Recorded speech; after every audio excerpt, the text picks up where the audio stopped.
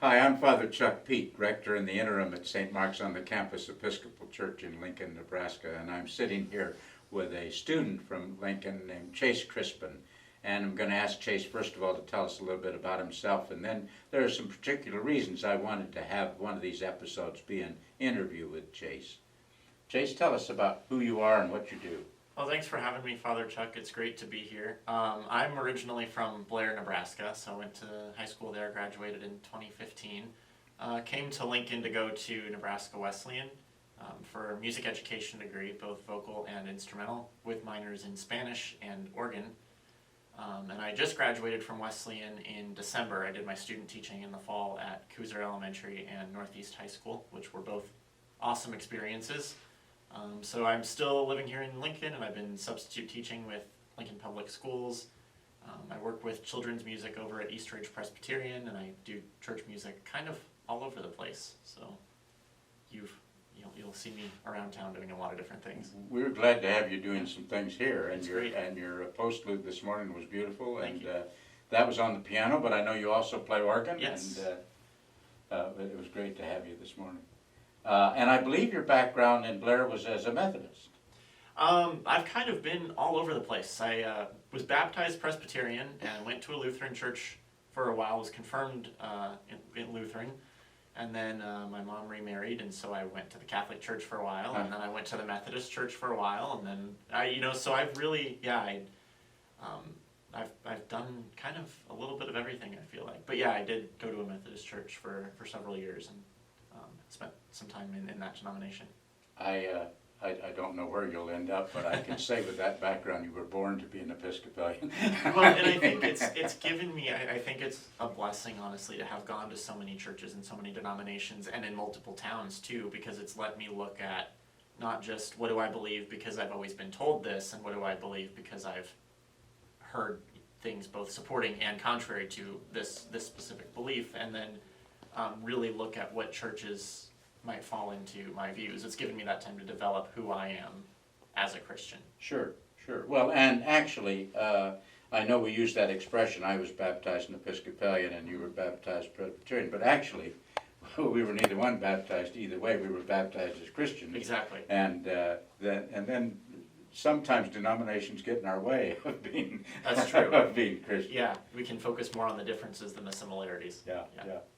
Well, one of the things I'm interested in here, Chase, is you have a sight impairment, you have a life of faith, and you have great creative interests and abilities. And I'm wondering how those three things have merged in your life to be kind of the guides of your journey. I think they go together. I think they all kind of influence, one of those factors influences the others. And so I was born with Leber's congenital amaurosis, which is an eye condition that causes anywhere from slight vision loss to total blindness. So I have light perception. I can tell if it's sunny or where the windows are in a room, things like that. But other than that, nothing usable is kind of what I always say jokingly. And so as a kid, I guess, music was what I turned to. Even my parents always say as a kid, like my favorite toy, even as a 6-month-old baby, was a toy piano. Because sound and things like that are how I related to the world, and in a time when some people were going to sports and video games as kids get older, I really found a home in music as a way to express myself.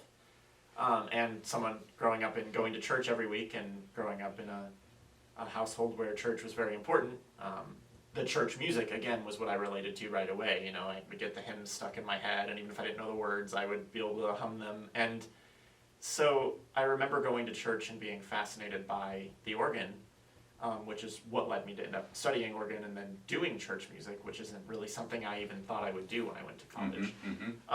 But I think just the music and faith both being important, and visual impairment being, I would never say it's something that defines me. It's just an attribute, a trait that I have. But music has been kind of my safe place, and so music is kind of where the way I access the world comes together with faith. And I know that's not just because of visual impairment. There are a lot of people for whom music is their expression.